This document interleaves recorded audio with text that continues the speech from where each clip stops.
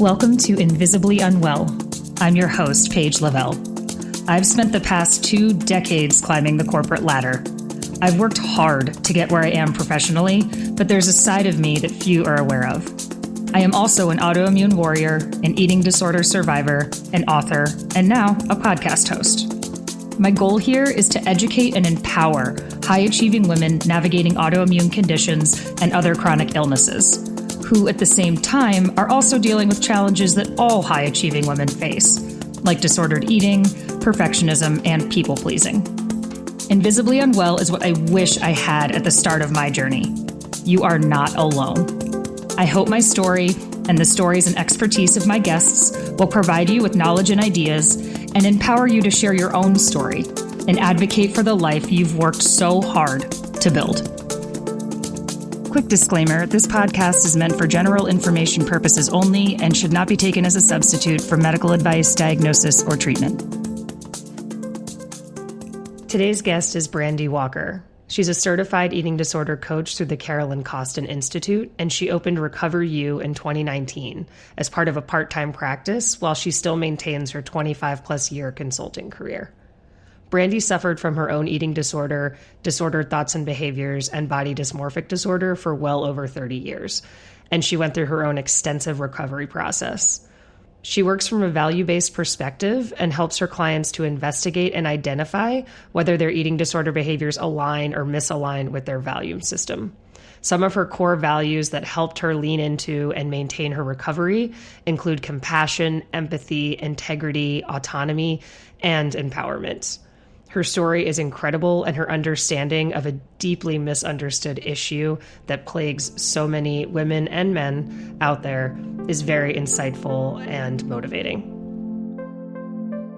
Thank you so much for joining the podcast today, Brandy. I'd like to start just with a high level, what you do for a living, what your passion is, and just some of the experiences. We'll dig deeper as we talk, but some of the experiences that brought you to where you are today. Sure. Thanks for having me, Paige. I really appreciate this. So I am an eating disorder recovery coach, and I'm certified under the Carolyn Costin Institute. And I kind of have my leg in both worlds. I'm still a little bit in corporate America, but my passion is with recovery coaching and working to help those who are recovering from their eating disorder. I recovered from a 30-year battle myself. And so through my recovery process, I kind of found that these were my people. And I really loved the community and wanted to give back to a community that really helped save my life. Oh, that's wonderful to hear. I also appreciate you sharing 30-year battle. For myself, it was 15 years. So I often hear someone discovers they have an eating disorder, they think you go to treatment and it goes away. And part of the reason I wanted to share a bit more openly and vulnerably about my own experience with ED is just that it is not an easy thing to fix. It is not something that goes away overnight. There's not wave the magic wand, read the right book, and it's gone. So I really appreciate you sharing. Yes. Yeah, sharing the length of time so openly. I know there's people who will appreciate hearing that because they'll feel less alone. So one thing I would love to start with, just assuming maybe someone's listening that doesn't have the direct experience with a full-blown eating disorder, or they're kind of on the fence of thinking they might have some disordered behavior and or someone in their life that they'd love to be more supportive and knowledgeable for. What do you find are some of the largest misconceptions, things that are kind of a roadblock in that space? And what is something you wish you understood more and more deeply about eating disorders when you first recognized that it was a problem for you? Sure. I think, just out of the gate, the misconceptions with eating disorders is you have to look a certain way or be in a certain body type. And that's just, unequivocally just false, right?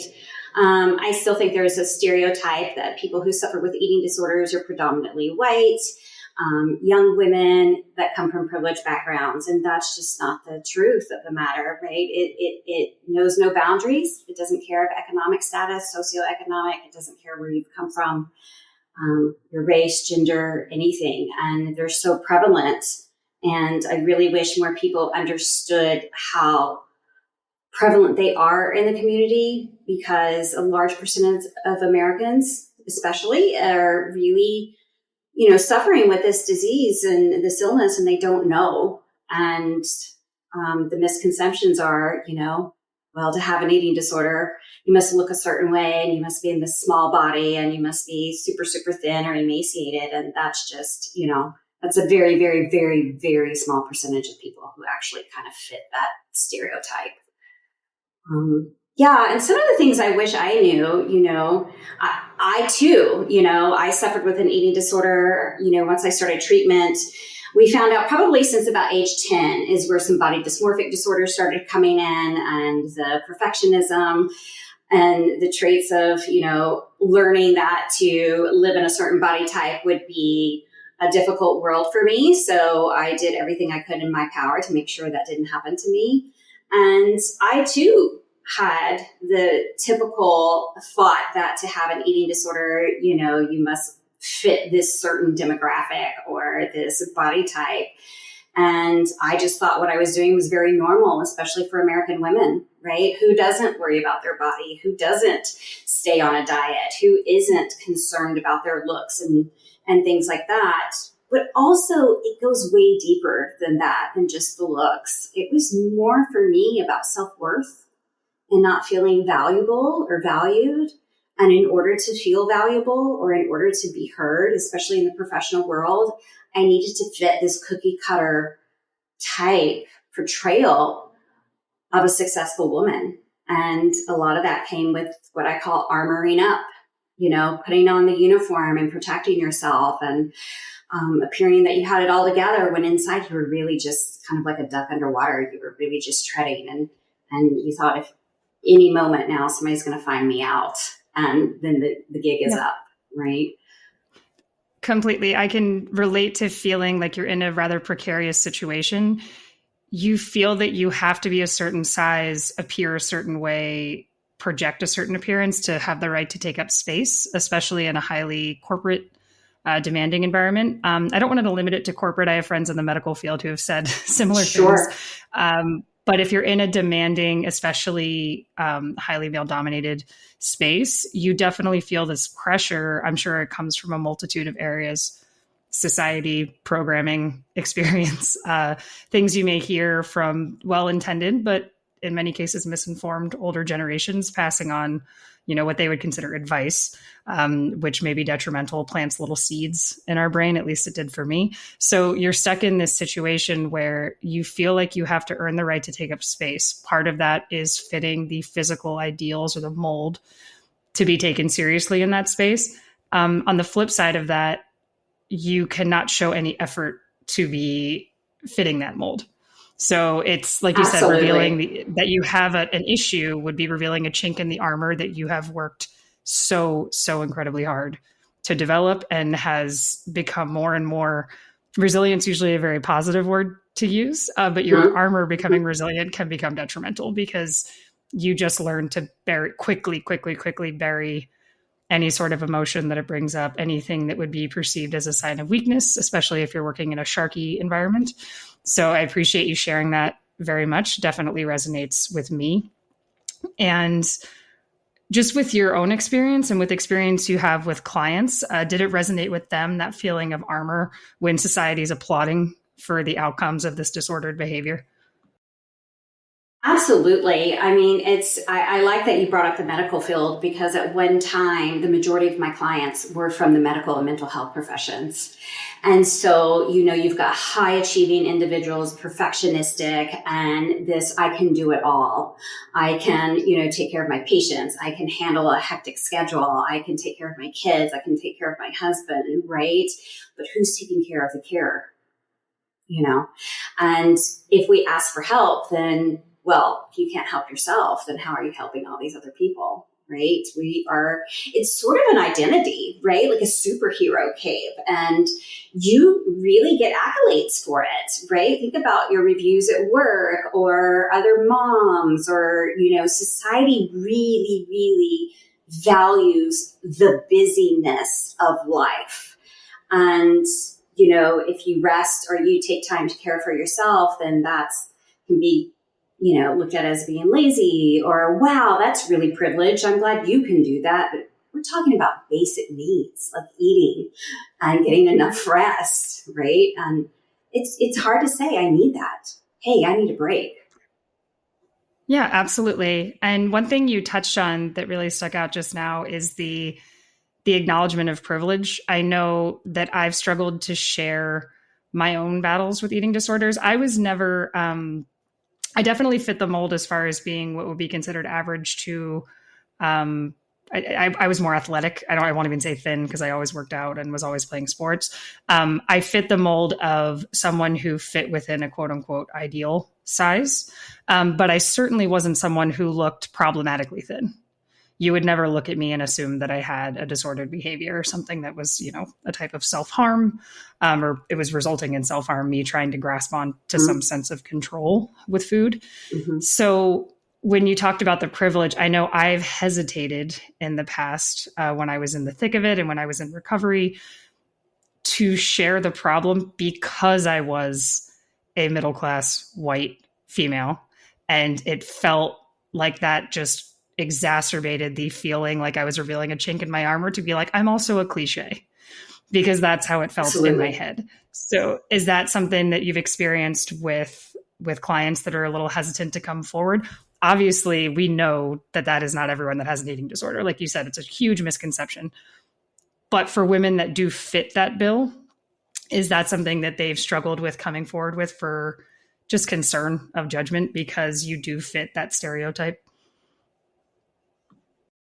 Absolutely. Absolutely. I think just for me personally, one of the things that I had to really deal with and reckon with in my own recovery was coming from a place of privilege, right? A white woman who had some resources to get herself well and do the things. But I think it runs the gamut, right? These women that do come from your sort of quote stereotypical, right? What we think of, they do realize they have privilege. A lot of them do have resources to get well. A lot of them, are gainfully employed and they have an intact home and things like that. And so it makes it even harder to say, hey, I'm struggling, I need help, when the world around us, we see so much suffering and so much trauma going on. It's hard to speak up and say, I need some help too. I'm being affected by things as well. It can be embarrassing and shameful. Absolutely. I also know I've talked to many people when I was doing health coaching on the side years ago, before I shifted my focus more to writing and this podcast. I've talked to so many women who just say, well, my situation's not that bad. Like for example, my background, I was bulimic. So there was obviously a very clear physical presentation of that with the binge and purge cycle. I've spoken to women who said, well, I only throw up maybe once a month. Right. And ask a little more questions around that. Well, what happened leading up to that incident? One thing I know that is not very widely shared, there's unfortunately, still a lot of shame around bulimia specifically and binge eating. Mm-hmm. You can sometimes get to a point where, I've gotten to the point myself, I can control jumping into a binge. I can realize I'm feeling something and I'm not comfortable with that feeling. And that is not a coping mechanism I'm going to turn to right now. There was a long time where I didn't have that awareness. So it wasn't like I sat there once I had gone through a bit of self-growth, a lot of work, a lot of not fun therapy and things that you really have to look in the mirror and face. I could stop myself when I was consciously aware of the binge. It took a lot more work and a lot more years to realize I was in the middle of one, where you're just stressed, you're freaking out, you're working on a promotion, I was going to night school for business school. And all of a sudden I realized I'm so full and I'm in physical pain. And it was this, oh no. So there is very much, almost I would say like a layer cake. It's a crazy zigzag with recovery where you start to have more awareness about when you have that like impetus, that starting point that drive for jumping into the disordered behavior, but it takes a while to realize you're in the thick of it and you just defaulted to a coping mechanism. Is that something that, if you have any knowledge, just given your extensive training in this space and work with clients, is that something that is experienced by a lot of women who may not have gone in the traditional approach of first being diagnosed, first addressing, the immediate needs of like nourishment and weight management and things of that nature? Is that something that you could expand upon? Sure. I learned in my recovery, and then I try to talk to my clients about this is, just like you said, it's a default, right? We sort of just default to these coping mechanisms and we don't really realize they're disordered. They're just helping us in some way, or it's almost like a protective behavior. What is it protecting us from? And then as you learn that, wow, the way I'm coping with things really is working against me and not for me. And you're trying to kind of learn the new skill sets of, how am I going to cope now? But oftentimes, like you say, you've defaulted to it without even realizing you're defaulting to it. And so it's that awareness. We learn to be a little bit more aware. And what I tell clients too is when we're working through the recovery process, and maybe behaviors are decreasing and everything, is when you find yourself focusing on your body, on your looks, on your performance or anything like that, usually something else is going on. Because we have this tendency when things are going on outside of our control, we focus inward. So we focus on our body. We're looking in the mirror more. We're thinking, I look such and such weight, or I shouldn't eat this, right? That's a red flag. Something else is going on. So for like you, right? You were doing school, you were working, you were going to night classes, you've got all these balls in the air, and then all of a sudden you find yourself, you've gone through a binge and didn't even realize it, right? And so what we can do from that is say, okay, remove the judgment. This is my coping skill. This is protecting me from something. What is it protecting me from? What's going on externally that I don't have control of, that maybe I'm pulling on this coping mechanism, right? And so usually oftentimes what clients realize is, wow, especially this time of year, my kids are starting school. I've got one starting college. My review is up at work. My company is shutting down, or, things like that. Oh, my mother is in bad health, right? They start really realizing, oh, there's these things around me that are happening that I think are okay, but here I am using this behavior. What's going on, right? So we use it as a flag, not as a part of judgment or oh my gosh, I messed up, I'm not doing well in my recovery, but it's kind of like what's going on that's causing me to use this protective behavior. So expanding on that, I really love that you're sharing the protective behavior aspect of it. It's something that I'm aware of, just given the amount of research and therapy and deep dives I've done into this space. I know there's definitely going to be people listening. I know friends who have dealt with eating disorders that have not done the amount of work, introspection, et cetera. And there's no judgment towards them in any way. They may not have the resilience at that point to really face it. There may be some things they're not ready to explore. There may be some competing priorities in their life for a variety of reasons. So I always want to make sure this podcast is a judgment-free zone, unless we're talking about predatory forces affecting these people. But the individuals themselves, there's no judgment. But if you could expand a little for anyone listening who is not aware of that coping mechanism, because we're not broken, we're coping with something. I hate that it's just diagnosed as this is how you are. Clearly there's something that you're coping with, and this is the protective behavior you've turned to in order to cope. If you could share a little more just knowledge and experience you have around the development of that coping mechanism and how exactly eating disorders serve as a protective type of action. Sure, that's a really, really great question.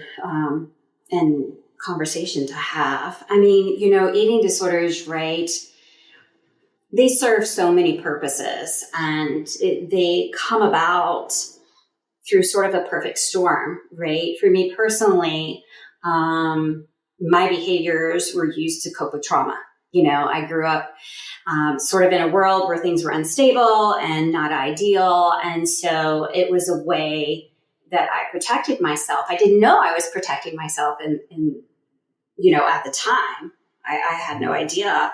But we could almost do a whole podcast on that. I think the development of them and how the behaviors sort of come about, right? And because it's so unique and so individualized. I think so many people just hear eating disorder. And based on what I was taught in school, I went to a good school. I went to a public school that was highly ranked. I had a good education.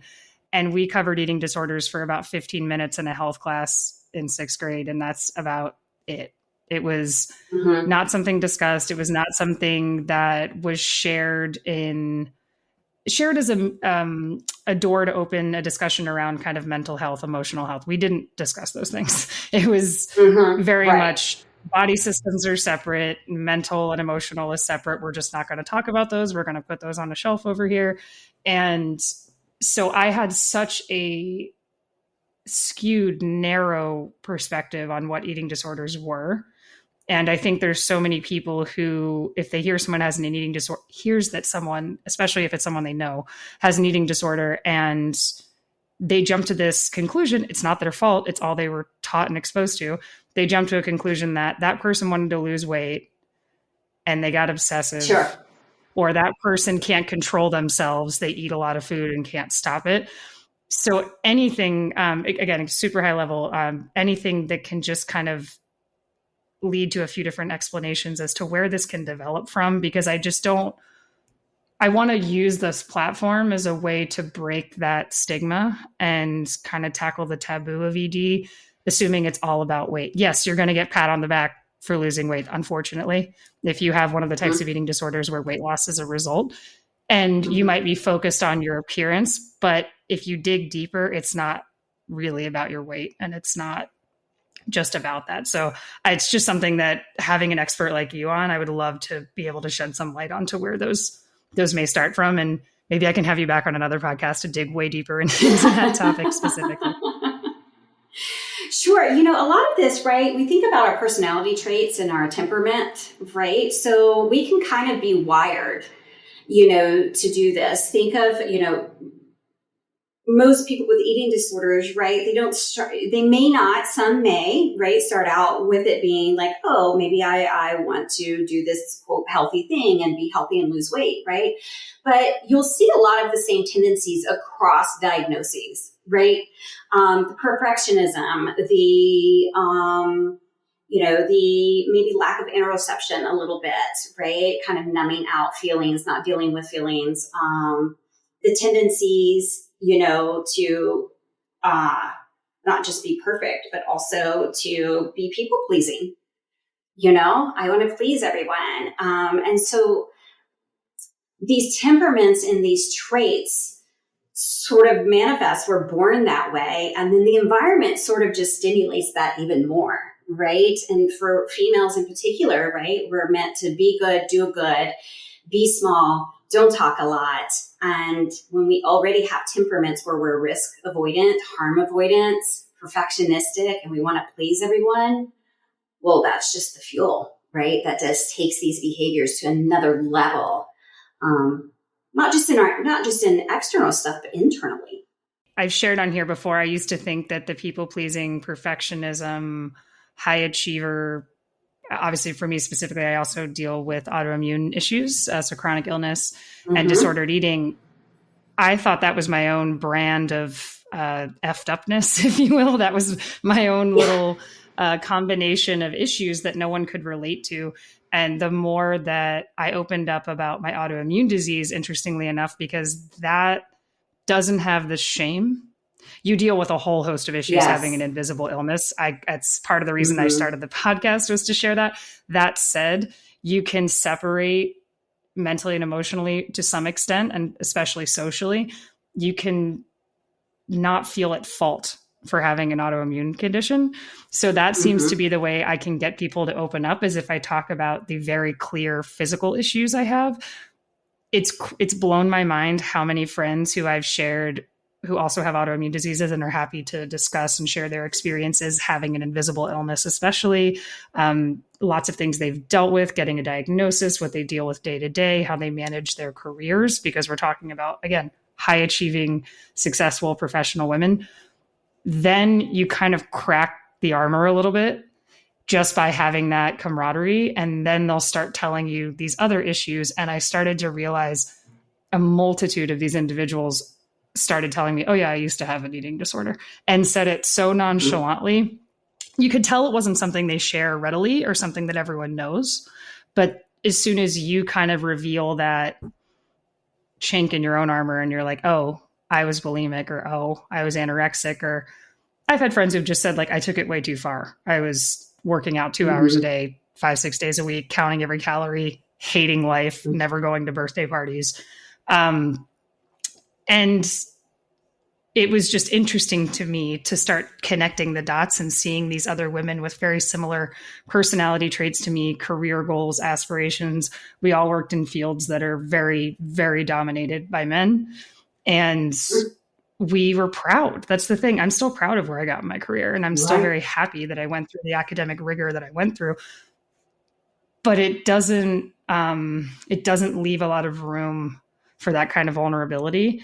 And you're able to get there on one-to-one basis. But I really wanted to create a space where anyone can listen in and be like, oh my God, like, I'm not the only person that feels this way. So it's great. I shouldn't say great. It's unfortunate, but it's relieving to hear you say that so many of your clients can relate to that people-pleasing perfectionism space. So one area that I touch on, especially because I share a lot about chronic illness and nutrition and how that affects your overall lifestyle. Nutrition's wonderful, and I've gained endless knowledge and things I've been able to apply from speaking to qualified nutritionists who look at you holistically.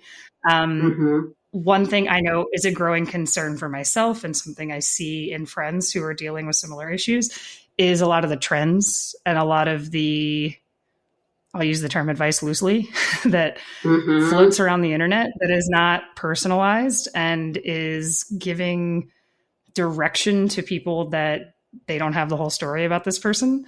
So one thing that can be problematic is if you're experiencing issues or symptoms because you have chronic illness of whatever type. I even have friends who've gone through this when they were expecting or with postpartum. They're given these blanket pieces of advice that are they can be quite hazardous, regarding these massive elimination diets, regarding try this one size fits all, it works for me, or trying something that was frankly tested on men and they're applying it to a very complicated hormonal situation that is not going to apply in the same degree to women. So is there anything that you have seen out there that you find problematic, or is it something that you have a lot of clients who will bring up things that are in the I joke, say the wellness space, because there is good stuff in the wellness space, but it's also become pretty flooded with trends. Yeah, absolutely. Absolutely. I mean, I still experience that. So I have Ehlers-Danlos syndrome, hypermobility, connective tissue disorder. And so I have that kind of chronic pain. It affects my GI tract. It affects my esophagus. I have a really sort of weak esophagus. And,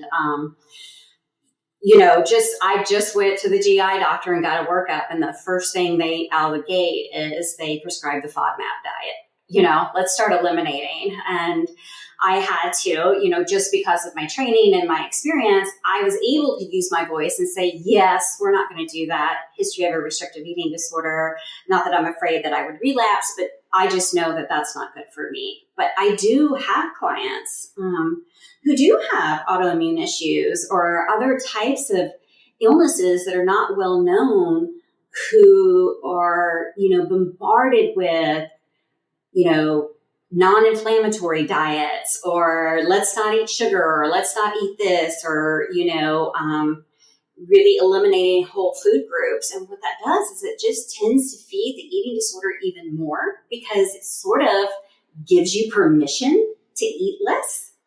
the doctor prescribed it for me so I could eat less.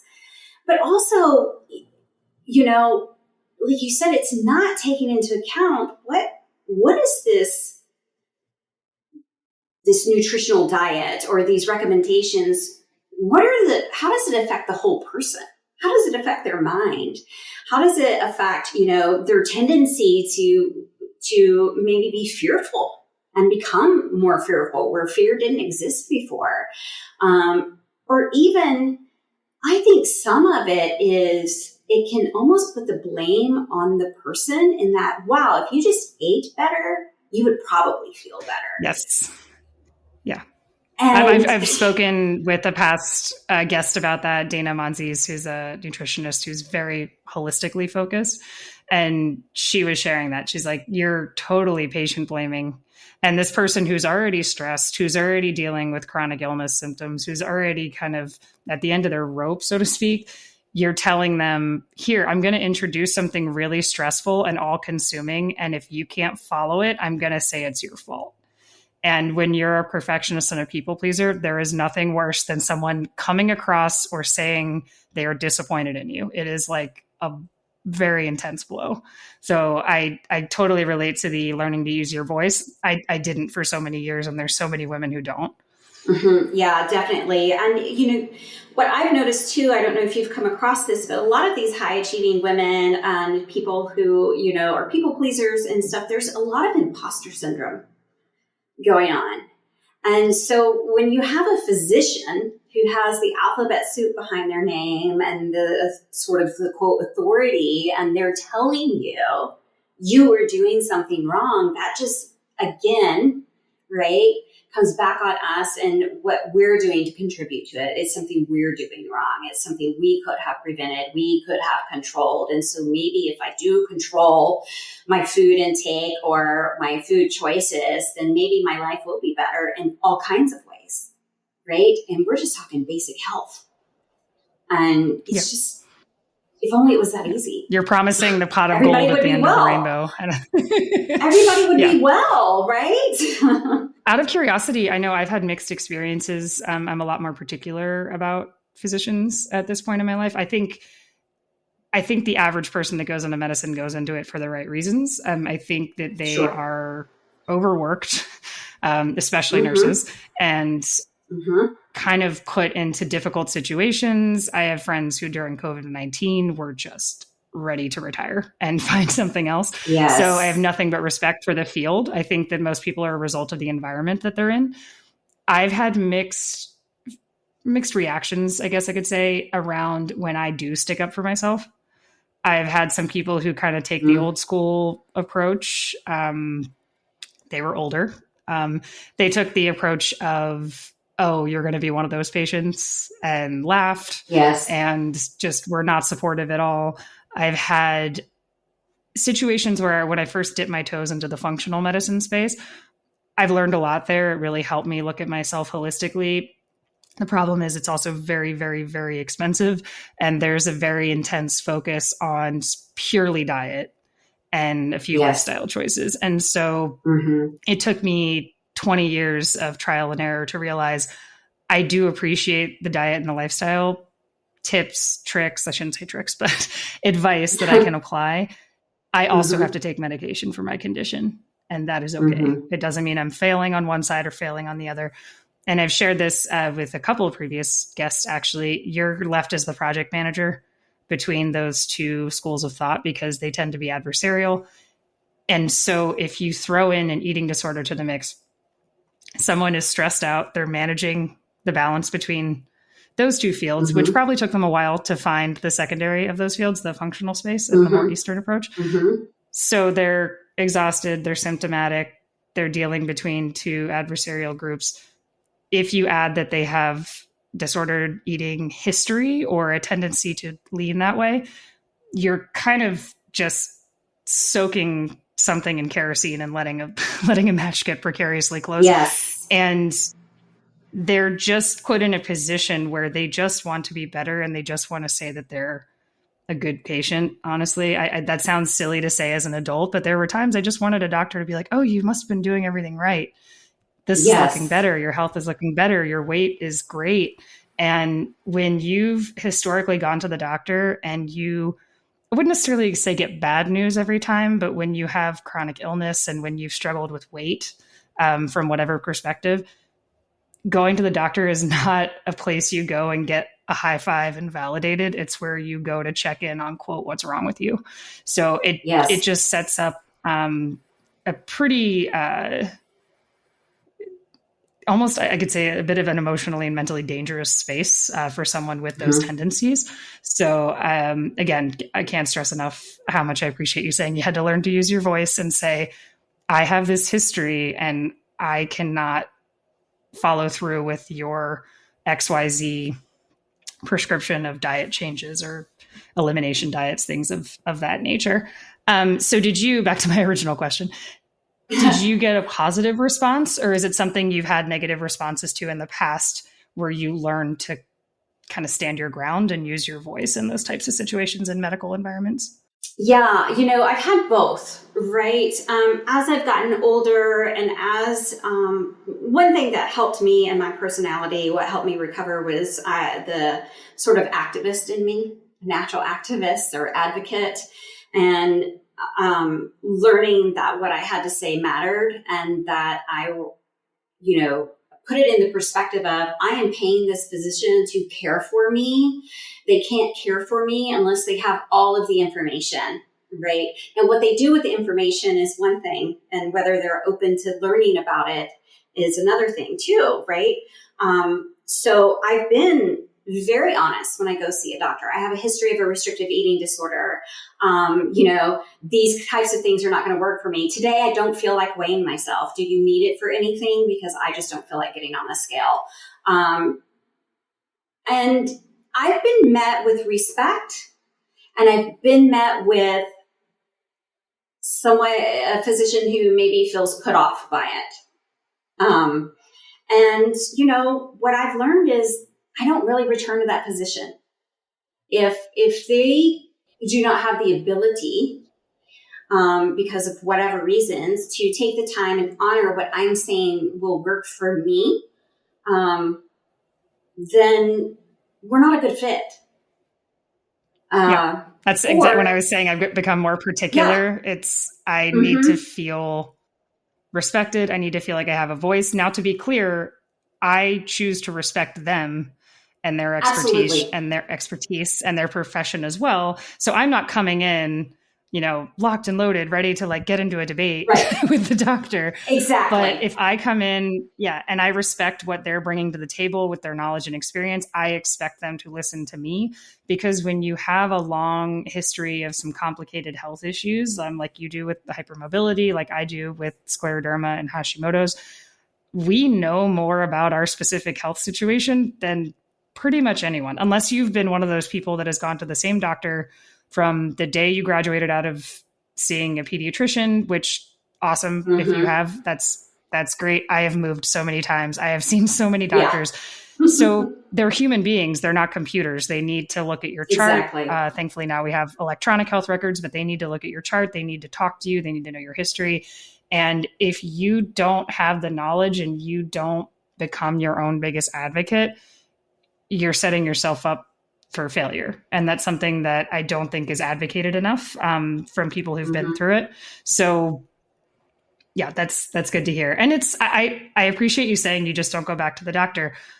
I get very frustrated and I do get angry, but at the end of the day, I just choose that this is not the person that I'm going to see. Now, if they did something completely egregious, that might be different. But if I'm just feeling like I'm not being listened to, if I catch an eye roll or two, which I have, or if I catch kind of a chuckle to myself, I'm like, okay, this is not my place. Moving along. There's plenty of places you can, check out reviews for people. You can talk to my personally favorite place to get resources like that is to go talk to other people in the community that have been through it and experienced it, and proceed from there. So it's something that is unfortunate that we have to deal with, but it's something that's reality. And I really appreciate the approach that you take to it, because mine is similar. I feel that when you get frustrated and angry, redirecting that energy to something productive is just a better place to be. And as a chronic perfectionist, overachiever, I have a lot of energy. So it's something that I can harness in a way that's helpful and not something that's going to just, be more detrimental over the long term. Right. Yeah. And, I just want to say that,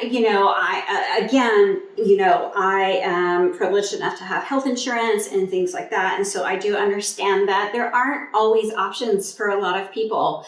And so with that, what I say is then if we're not going to be heard by this physician, and they're not going to honor that, then there comes a point where if this is our only choice, then we have to learn to sort of just accept that this is the way this physician is, and this is the best I can do at this time. So then we have to sort of filter out which is difficult, right? Because we should be able to go into a physician's office and be heard and be validated. And it's a two-way street, right? They listen to us and then they give us their expertise and give us options. But if a physician is sort of inflexible for whatever reason, and we've tried that and it doesn't work or it's not beneficial, it causes more harm than good, then we have a decision to make. Right. And that's I just want to say that I understand that's a very tough decision, and not everybody may be able to say, well, I'm not coming to see you anymore because maybe they need their meds and that's the only doctor they can go to or something. So I just kind of want to put that out there, but it doesn't mean you can't use your voice. Yeah. And I very much appreciate you bringing that up. It's something that I too am very fortunate that I have insurance. I do have an HSA, so I'm mindful of where that money's going. But I have insurance that covers the large majority of care that I would need, and I'm in a position with my career and my income that if something terrible happened, I would be okay. And I know that that is not the case for so many people out there. So I do appreciate you sharing that perspective. It's something that's super important.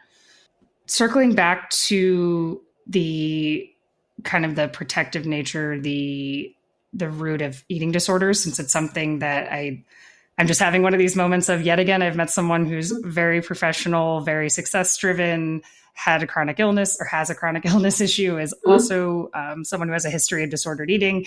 It's just very validating to continue to share this because it boggles my mind how many women I meet that have the same set of issues. Now, I also feel like, side note, I say issues. Perfectionism is problematic.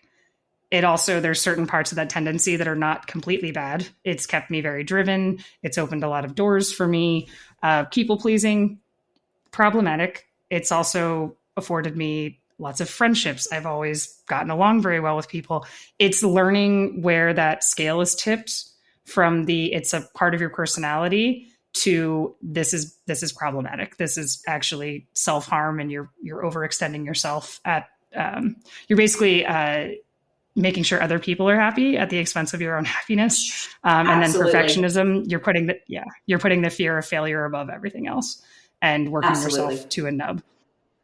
So is that something you would say when working with eating disorder patients? Would you say the majority of them have a bit of the people pleasing, the perfectionism, or maybe one or the other? I know they're often associated with each other, but they are two different types of tendencies that intertwine in certain aspects, but certainly have some individual issues there.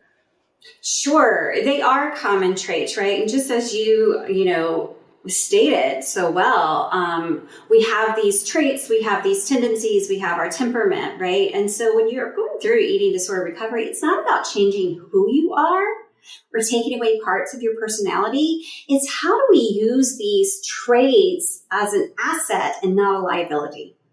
Right? Perfectionism is great if you're an accountant and we're trying to make sure everything is balancing out and everything.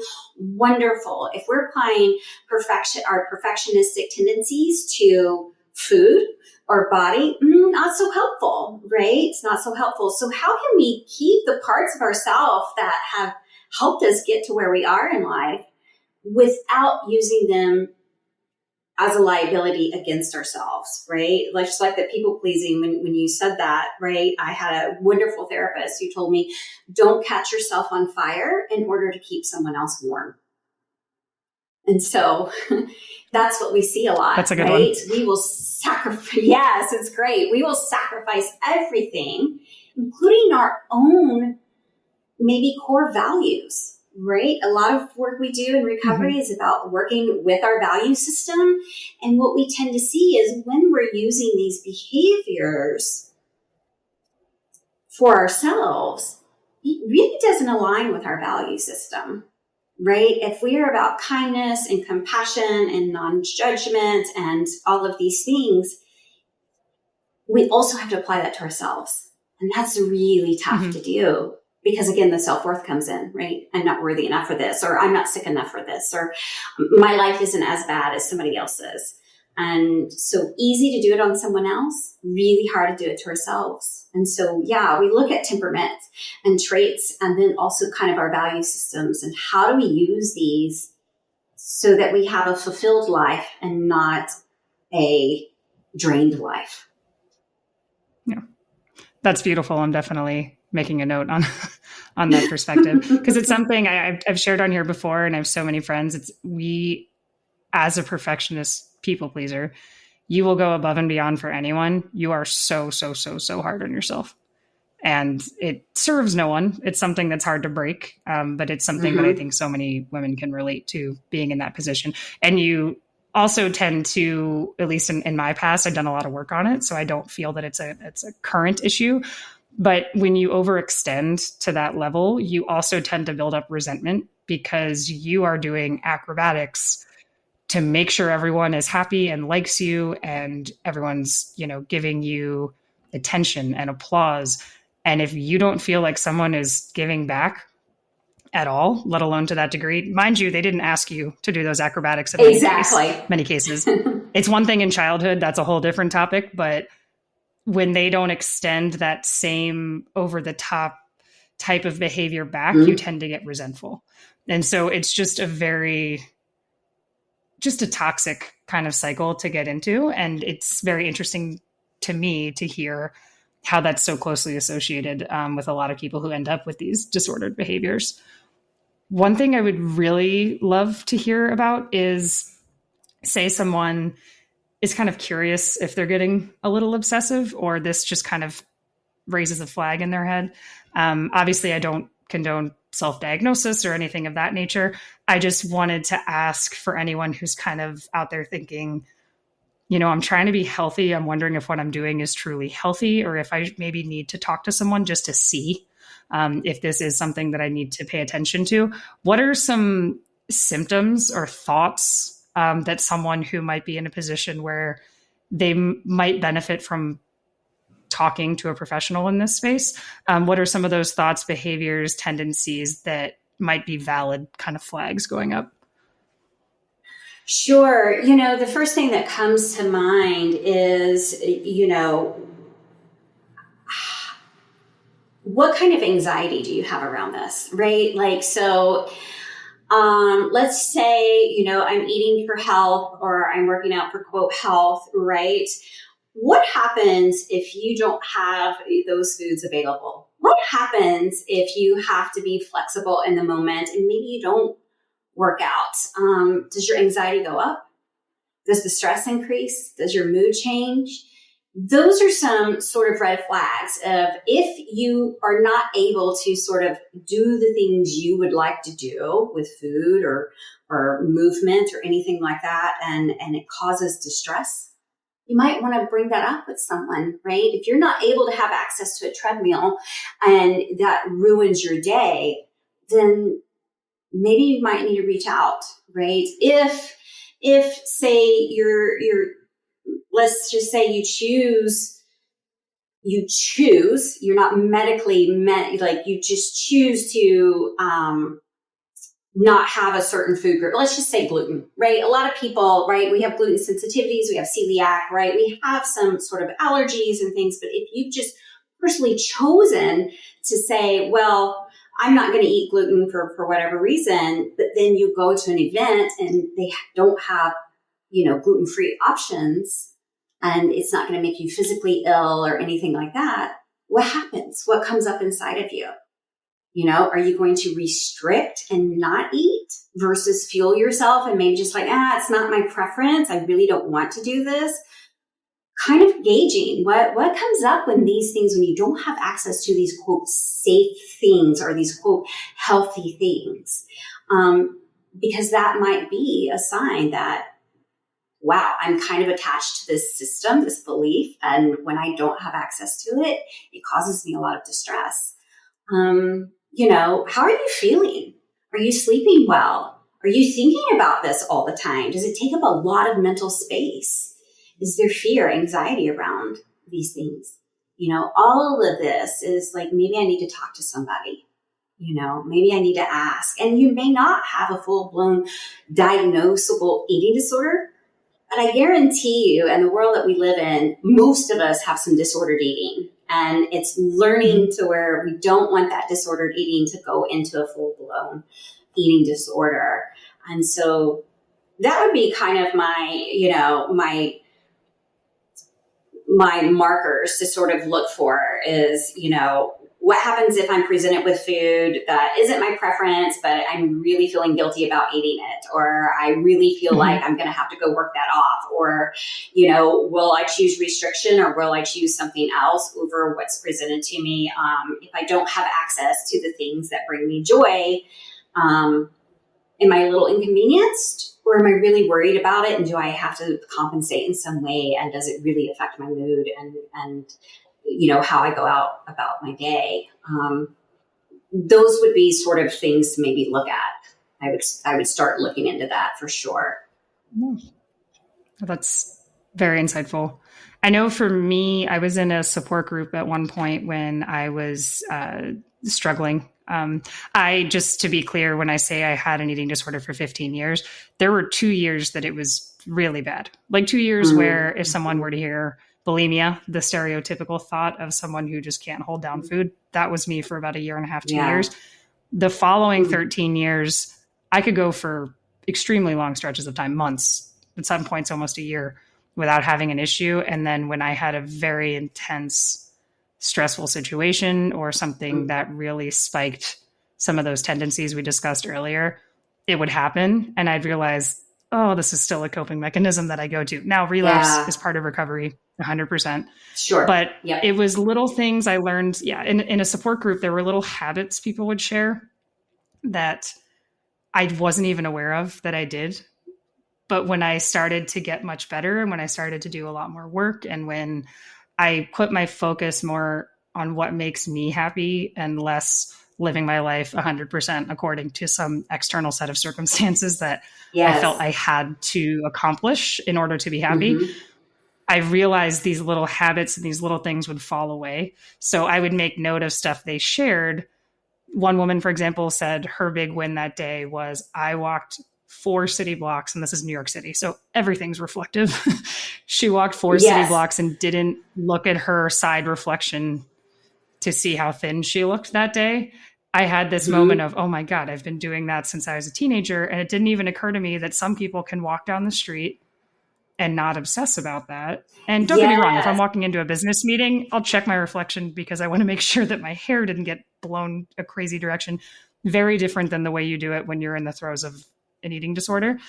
And so it was just it was one of those things that when I realized those habits started to fall away, that I was at a better place. So I was curious, since you've been in recovery for quite some time, there might've been a few of them, but did you have any sort of defining moments or mindset shifts or things that you realize like, wow, I'm really on, the end of my journey from having the disorder and really in a place where I can guide others? Yeah. The story about the woman in your support group just resonates so much with me because I had a friend one time. I was always looking in reflections, always body checking. I didn't know it was body checking. I didn't know anything, right? And she started pointing out every time I would look, she would say, how do you look? And she just started, and then she would say it so much that I realized I was doing it all the time. And I kind of thought, well, don't you? There's your reflection. Don't you look? So yeah, that just resonates with me too. And I would say, Paige, one of the things that was pivotal for me is when I sat down and I had a cheeseburger and fries, and this was not the child's portion. I didn't order off the child's menu. It was just a regular adult size portion. And I ate it and I finished it before I even had a thought about what I was eating. Like, I kind of looked at my empty plate and I was like, holy cow, I just ate that and don't even realize that I ate it. So I was just sort of in the moment of what was happening. Food was secondary, eating was secondary. I was more in tune with the people across from me and talking and having that connection versus really looking at that plate of food and deciding how much I was going to eat and when I was going to stop. Let me just eat enough so I'm participating. And then I had a rule, not ever eating the last bite, always leave food on your plate. And so I remember looking down at that empty plate and being like, holy cow, I just ate a whole cheeseburger and fries and didn't even stop to think about it. And you weren't having a panic attack. Yeah. I was like, and I didn't feel uncomfortably full, because recovery is painful. When we start eating and everything, we have all kinds of GI distress and everything. And so eating is very painful, which deters you from wanting to eat to recover. And I just remember thinking, I don't feel this food in my body. I don't even know that I ate this. And I know exactly what was said in this conversation. And so for me, it was like, wow, I got through this, and this, I'm doing it. This is what recovery is bringing me. What stands out to me is just that ability to be really present, because when you're in the throes of ED, you're never fully there. You're thinking about other things and the controlling. Yeah. Yeah. So much noise in your head. So much noise. Mm-hmm.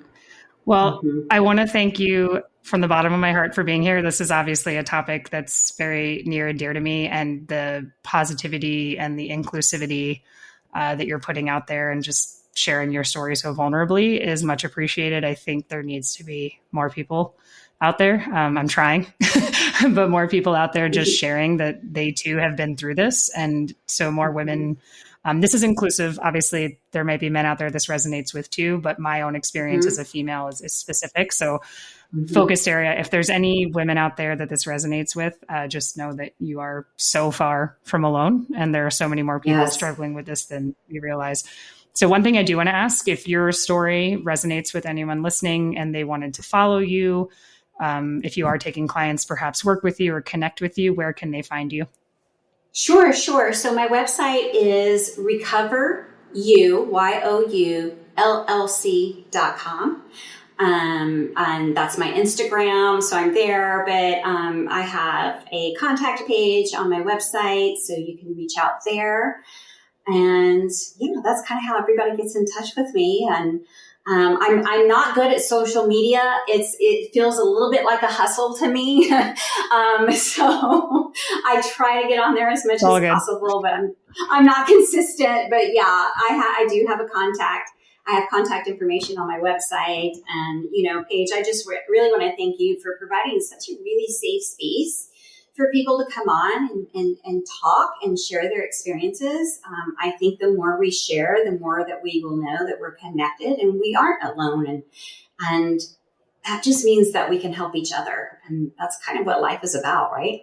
Absolutely. Thank you so much. That really validates me continuing to bring people on here to share this. When I started out, my biggest goal was just, I want one person to feel like they're not alone, and that will satisfy the world. So thank you so much. I appreciate you saying that. And I really appreciate you taking the time today. Absolutely, Paige. Thank you so much. I really hope you enjoyed this episode of Invisibly Unwell. If you like the show, I'd greatly appreciate if you followed it. And if you left a review on Apple Podcasts, Spotify, or wherever it is that you're listening. This allows me to keep the show going and to continue to bring on incredible guests to share their stories.